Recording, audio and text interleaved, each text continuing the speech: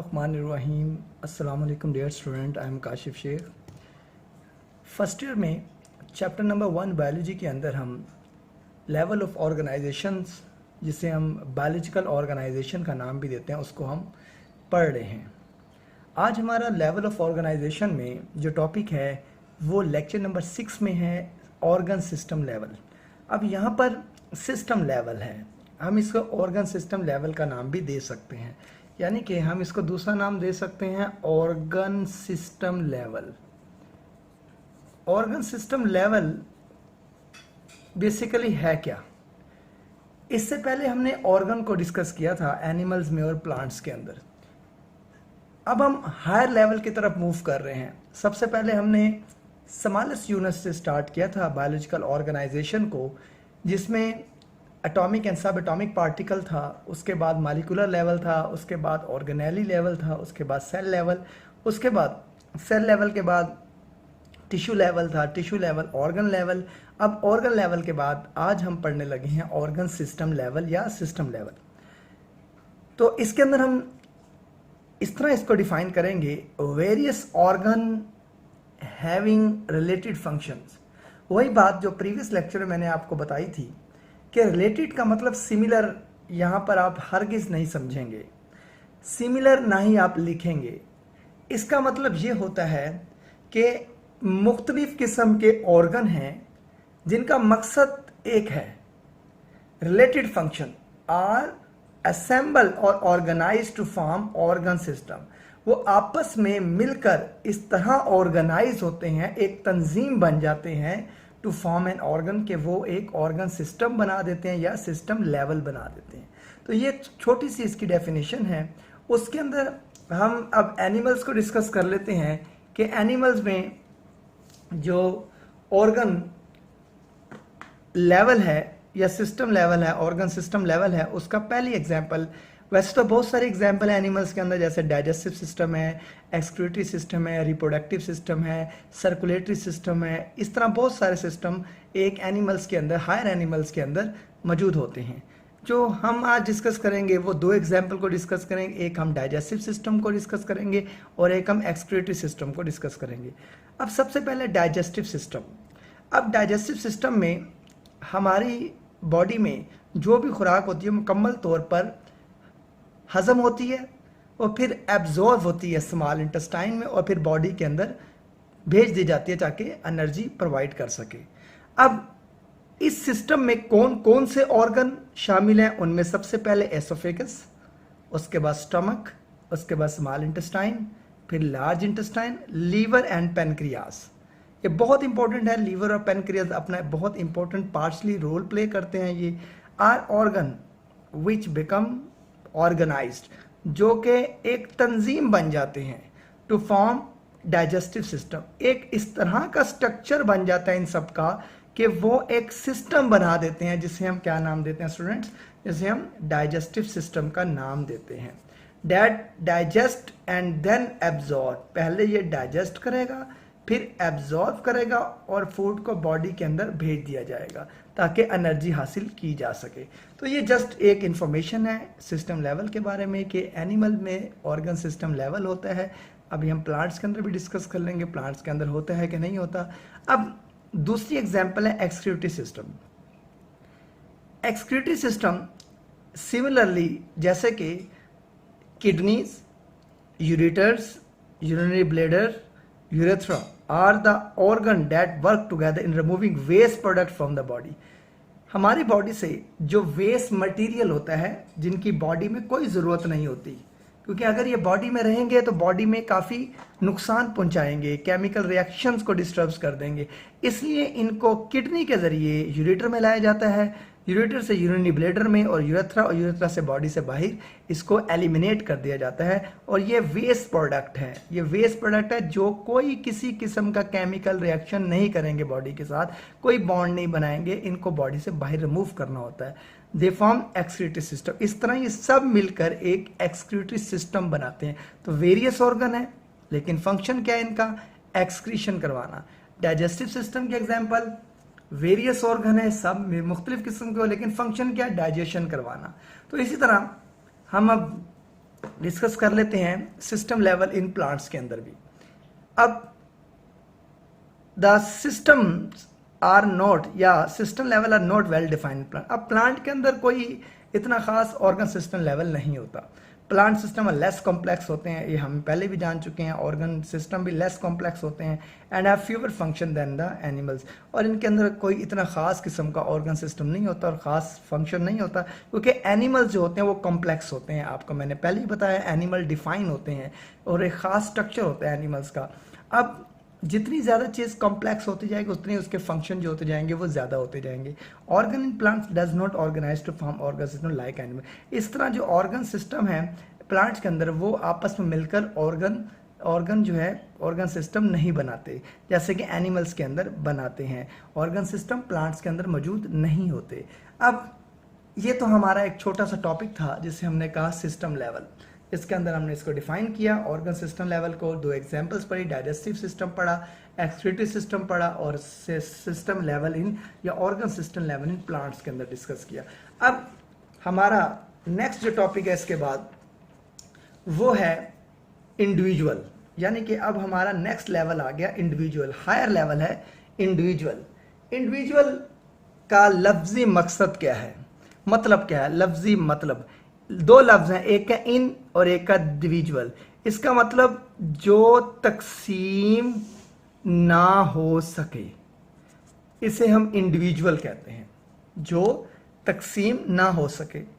और अगर हम सिंपल वर्ड में के होल ऑर्गेनिज्म, एक मुकम्मल जानदार, हम अब लेवल पढ़ने लगे हैं इंडिविजुअल लेवल। अब इंडिविजुअल लेवल मैंने आपको इंडिविजुअल का मतलब भी बता दिया। अब उसका दूसरा नाम ऑर्गेनिज्म लेवल होता है, एक फर्द को कहते हैं। अब एक फर्द कब बनेगा? जब ऑर्गन और एक ऑर्गन सिस्टम बनेंगे। ऑर्गन सिस्टम बनेंगे तो एक फर्द बनेगा। अब मैं ये कह दूं कि मैं अपने बॉडी में दो हिस्से कर लूं, तो इस तरह मेरी बॉडी का एक हिस्सा जो है वो दोबारा डेवलप हो जाएगा और वो फंक्शन परफॉर्म करने लग जाएगा, ऐसा मुमकिन नहीं है। या मैं कह दूं कि लीवर को निकाल दिया जाए तो सारे काम खुद ब खुद होते जाएंगे, ऐसा मुमकिन नहीं है। जब तक ये ऑर्गन सिस्टम मिलकर काम नहीं करेंगे तब तक एक इंडिविजुअल, एक फर्द नहीं बनेगा, क्योंकि इंडिविजुअल का मतलब होता है जो तकसीम ना हो सके। तो इसको हम पहले डिफाइन कर लेंगे। वेरियस ऑर्गन इन प्लांट्स, एक बात आपने जहन में रखनी है, लफ्ज है वेरियस ऑर्गन, मुख्तलिफ ऑर्गन जो हमने पढ़े हैं प्लांट्स के अंदर, इनमें रूट है, स्टेम है, शूट जिसे हम कहते हैं, फ्लावर्स हैं और लीव्स वगैरह हैं in plants, and various organ system in animal. तो दो बातें तो अब आपको समझ आ गई इसके अंदर। एक इसके अंदर जो बात आ रही है वो ये आ रही है कि एक तो वेरियस ऑर्गन, प्लांट के अंदर वेरियस ऑर्गन होंगे, जबकि एनिमल्स के अंदर वेरियस ऑर्गन सिस्टम लेवल होगा। यानी कि दो बातें आपको समझ आ गई कि प्लांट्स के अंदर वेरियस ऑर्गन होंगे जबकि एनिमल के अंदर वेरियस ऑर्गन सिस्टम होंगे, combine together to form an individual. वो आपस में मिलेंगे, कोऑर्डिनेट होंगे, वो रवाबत रखेंगे या रब्त रखेंगे एक दूसरे के साथ, तब ही एक फर्द बनेगा या एक मुकम्मल जानदार बनेगा। बगैर ऑर्गन सिस्टम के, ऑर्गन के, कभी भी कोई इंडिविजुअल अपना काम परफॉर्म नहीं करेगा। An organism has its own individuality, बहुत इंपॉर्टेंट बात है, समझने वाली बात है स्टूडेंट। अब concern, as for us concern with character, its characters. अब ये छोटी सी बात मैंने ऐड की है बुक के मुताबिक, यानी कि बताना ये चाह रहा है an organism has its own individuality. अब हर एक जानदार की अपनी एक इनफरादियत होती है। अब तक दुनिया में 2.5 मिलियन स्पीशीज जो हैं वो दरियाफ्त हुई हैं। 2.5 मिलियन, 25 लाख स्पीशीज जो है अभी तक डिस्कवर हुई हैं, जिनमें एक स्पीशीज अगर मैं लूं वो इंसान है। इंसान तमाम जानदारों से मुख्तलिफ है, ये उसकी इंडिविजुअलिटी है, ये उसकी इनफरादियत है। लेकिन अगर मैं इंसानों में अपने आप को मैच करूं तो मैं बाकी इंसानों से मुख्तलिफ हूं, और मेरी करैक्टर बाकी जानदारों से, यानी कि मैं इंसान हूं तो मेरा करैक्टर जो है वो बाकी जानदारों से क्या होंगे, वो मुख्तलिफ होंगे। तो इसका मतलब बताने का एक लाइन का ये है, an organism has its own individuality. हर एक जानदार की अपनी इनफरादियत होती है। इंसान बाकी जानदारों से मुख्तलिफ है, लेकिन मैं एज ए इंसान बाकी इंसानों से मुख्तलिफ हूं, ये मेरी इनफरादियत है। In man different system level like digestive system, nervous system, excretory system, reproductive system वगैरह वगैरह एटसेट्रा। यानी कि एक इंसान के अंदर मुख्तलिफ किस्म के डाइजेस्टिव सिस्टम होते हैं, जैसे कि नर्वस सिस्टम है, एक्सक्रीटरी सिस्टम है, रिप्रोडक्टिव सिस्टम है। वर्क टुगेदर, ये आपस में काम करेंगे मिलकर टू फॉर्म इंडिविजुअल, तभी एक फर्द बनेगा, वरना फर्द कभी भी मुकम्मल नहीं होगा। जब तक ये तमाम ऑर्गन सिस्टम इकट्ठे काम नहीं करेंगे तब तक एक इंडिविजुअल नहीं बनेगा। अब ये इकट्ठे काम कैसे करते हैं? वो कोऑर्डिनेशन के तहत काम करते हैं, रवत होता है, रवाबित होते हैं, इनके राब्ते होते हैं, मिलजुल कर काम करते हैं। तो coordination in organism, the coordination is brought about by nervous system. अब मिलजुल कर काम जो करना है वो कैसे होगा? वो नर्वस सिस्टम के जरिए होगा। Nervous system brain, spinal cord आ जाएगी। एंडोक्राइन सिस्टम, जिसके अंदर आपके हार्मोनल सारा एक्टिविटी आ जाएगी। तो जो भी मैसेज होगा उसको ब्रेन ट्रांसफर करेगा। अगर एंडोक्राइन से रिलेटेड है तो हार्मोन को रिलीज करना है तो हार्मोन को मैसेज जाएगा। तो इस तरह ये राब्ते में एक दूसरे के साथ कि मैसेज किस तरह आगे ट्रांसफर करना है और किस तरह एक काम ने मुकम्मल होना है। अब इसकी एग्जांपल हम कैसे लें? तो आपने एक बात को जहन में रखनी है, ये बहुत इंपॉर्टेंट शॉर्ट क्वेश्चन और एमसीक्यूज भी है। जानदार में खास तौर पे एनिमल्स के अंदर क्योंकि ब्लड होता है और ब्लड में हार्मोन्स को रिलीज किया जाता है। अब यहां पर दो बातें बताई गई हैं, एक नर्वस सिस्टम बताई गई है और एक एंडोक्राइन सिस्टम बताई गई है। आपसे यही बात पूछी जाएगी कि एनिमल्स के अंदर कोऑर्डिनेशन सिस्टम के नाम बता दें, तो आपने इन दो नाम बताने, एक नर्वस सिस्टम और एक एंडोक्राइन सिस्टम। अब यहां पर एग्जाम्पल क्या दी गई है, इससे आपको समझ आ जाएगी बात। If a man is engaged in continuous and hard exercise, यानी कि एक बात आपको बताई जा रही है, अगर एक आदमी मसरूफ है, इंगेज है, मुसलसल एक सख्त किस्म की वर्जिश कर रहा है, यानी कि हार्ड एक्सरसाइज कर रहा है, not only is muscle are working.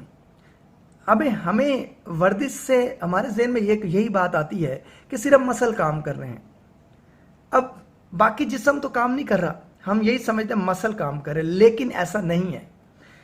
सिर्फ मसल काम नहीं कर रहे होते, लेकिन उसके साथ साथ मसल जैसे वर्क करेंगे, increase in the rate of the respiration, तो सांस की रफ्तार में भी इजाफा होगा और हार्ट बीट भी तेज हो जाएगी।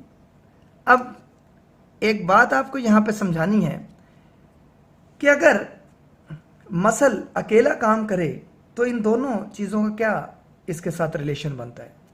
बाकी चीजें कि हमारा क्या ताल्लुक है, हम क्यों मसल के साथ काम करें?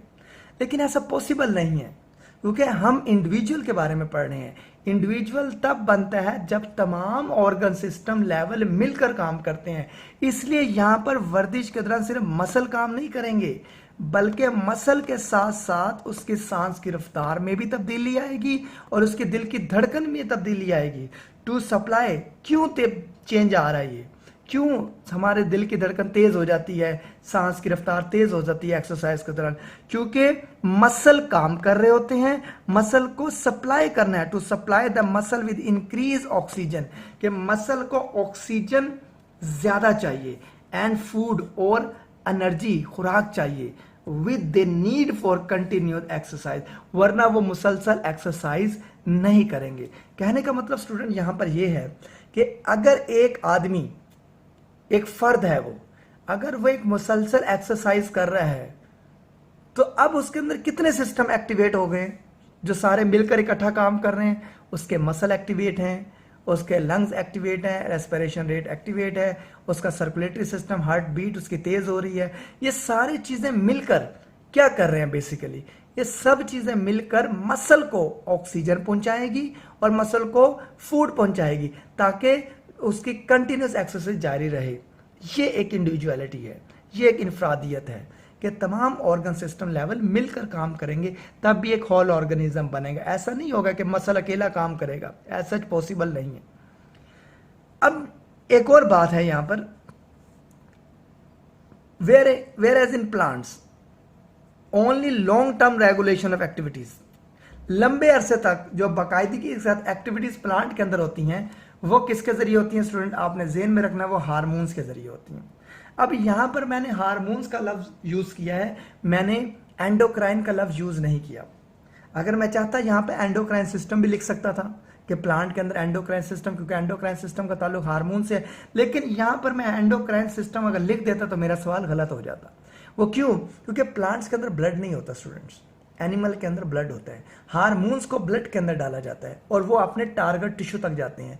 तो प्लांट्स में तो ब्लड होता नहीं है, इसलिए यहां पर यह बात लिखी गई है वेयर एज, जैसे कि इन प्लांट्स ओनली लॉन्ग टर्म, लंबे अरसे तक के लिए जो रेगुलेशन ऑफ द एक्टिविटीज हैं उसको हार्मोन्स के जरिए परफॉर्म करवाई जाती हैं।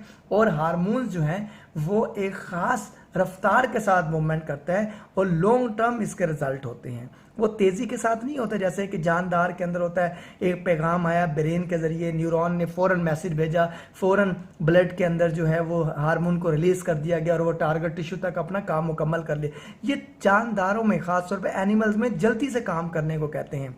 लेकिन क्योंकि ब्लड तो होता नहीं है प्लांट्स के अंदर, इसलिए वहां पर हार्मोनल एक्टिविटीज का आपने नाम लेना है। तो ये स्टूडेंट हमारे पास एक लेवल है जिसे हमने कहा इंडिविजुअलिटी या इंडिविजुअल होल ऑर्गेनिज्म लेवल हमने पढ़ा। ये हर लेवल के अंदर आता है क्योंकि ऑर्गन सिस्टम मिलकर ये बना रहे होते हैं एक इंडिविजुअल को, और एक इंडिविजुअल बाकी जानदारों से मुख्तलिफ होता है। एक ही स्पीशीज का, जैसे इंसान, मैं एक इंसान हूँ, मैं एक स्पीशीज हूँ, लेकिन मैं अपनी स्पीशीज से मुख्तलिफ हूँ, मैं अपने ही, मुझ जैसा कोई इंसान नहीं है, मैं अपने ही इंसान से क्या है मुख्तलिफ हूँ। अब यहाँ पर आखिर में एक बात बुक में बताई गई है कि जो भी एक इंडिविजुअल होता है वो इन्वायरमेंट को रिस्पॉन्ड करता है। मिसाल के तौर पर स्टूडेंट, अगर मेरी उंगली पर जख्म होता है तो मेरी बॉडी ये नहीं कहेगी कि उंगली जाके दवाई ले आए, कि मेरा पूरा जिस्म क्यों जाए, मैं क्यों जाऊं, हमें क्या मुसीबत है। ऐसा पॉसिबल नहीं है, क्योंकि जब जख्म उंगली को होगा, उंगली पर होगा, तो तकलीफ पूरा जिस्म महसूस करेगा। अब मिसाल के तौर पर अगर मुझे प्यास लगी है तो इसका मतलब ये नहीं होगा कि मेरा मुंह उतर के चले जाएगा पानी पीने के लिए, मेरा पूरा जिस्म जाएगा पानी की तरफ। तो इसका मतलब है पूरा इंडिविजुअल रिस्पॉन्ड करेगा उसको। तो इसको हम होल ऑर्गेनिज्म कहते हैं। तो ये हमारा एक ऑर्गन सिस्टम लेवल के बाद इंडिविजुअल लेवल है जिसे हम होल ऑर्गेनिजम्स कहते हैं। बहुत इंपॉर्टेंट बात है, इसको अच्छे तरीके से आप याद कर लीजिएगा। इसमें एक शॉर्ट क्वेश्चन है जिससे हम इन एनिमल्स के अंदर एंड जो कोऑर्डिनेशन सिस्टम वो बता दें। तो आपने दो नाम बताने, एक नर्वस सिस्टम और एक एंडोक्राइन सिस्टम। तो अब हमारा आज का लास्ट टॉपिक है वो है स्पीशीज लेवल। स्पीशीज लेवल एक छोटा सा पॉइंट है। स्पीशीज क्या होता है? जैसे कि एक इंसान एक स्पीशीज है, स्पीशीज मुख्तलिफ होती है एक दूसरे से। मैंने आपको अभी बताया दुनिया में 2.5 मिलियन स्पीशीज मौजूद हैं, जिनमें अगर एक स्पीशीज में लूँ तो वो इंसान है। इंसान बाकी जानदारों से खसूसियात की बुना पर मुख्तलिफ है और इंसान बाकी इंसानों से भी मुख्तलिफ है, ये उसकी इनफरादियत है। स्पीशीज क्या होती हैं इसको डिफाइन कर लेते हैं। Species is a group of the similar organism, एक जैसे ऑर्गेनिज्म इंडिविजुअल होंगे, यानी कि इंसान मिसाल के तौर पर एक जैसे हैं वो इंसान, लेकिन वो एक दूसरे से मुख्तलिफ हैं। विच कैन इंटरब्रीड, जो फ्रीली इंटरब्रीड अमंग देम, आपस में क्या करेंगे? इंटरब्रीड करेंगे, अपनी नस्ल को बढ़ाएंगे आगे। And produces fertile of spring. दो बातें आपने ज़हन में रखनी है। एक, इंटरब्रीड फ्रीली अमंग देमसेल्फ, आपस में आज़ादाना तौर पर वो क्या करेंगे? इंटरब्रीड करेंगे, मेटिंग करेंगे, जिसके जरिए अगली नस्ल बढ़ाएंगे। लेकिन यहां पर यह बताई जा रही है बात प्रोड्यूस फर्टाइल ऑफ स्प्रिंग। इसका मतलब आपने जरूर समझना है। ऑफ स्प्रिंग तो बच्चों को कहते हैं, फर्टाइल किसे कहते हैं? जैसे एक जानदार पैदा हुआ, वो भी ऐसा ही जानदार हो जो आगे अपनी नस्ल को बढ़ा सके, यानी कि फर्टाइल हो, सरखेज हो, जो आगे अपनी नस्ल आबादी बढ़ा सके, उसे हम फर्टाइल कहते हैं। ऐसे जानदार जो ऐसे बच्चे पैदा करे जो आगे भी बच्चे पैदा कर सके, उन्हें हम फर्टाइल ऑफ स्प्रिंग कहते हैं। और इसकी बेस्ट एग्जांपल जो है मैन इज अ स्पीशीज, इंसान एक स्पीशीज़ के अंदर आता है। तो ये हमारा स्टूडेंट्स आज का टॉपिक है। बहुत इंपॉर्टेंट डेफिनेशन भी है, अक्सर पेपर में पूछ ली जाती है। ये लेवल ऑफ ऑर्गेनाइजेशन है जिसके अंदर इंडिविजुअल और ऑर्गेनिज्म को हमने तफसील के साथ पढ़ा, उसको डिस्कस किया और उसके बाद स्पीशीज़ लेवल को डिस्कस किया। आज तक के लिए इतना ही। Thank you so much. Allah हाफिज़।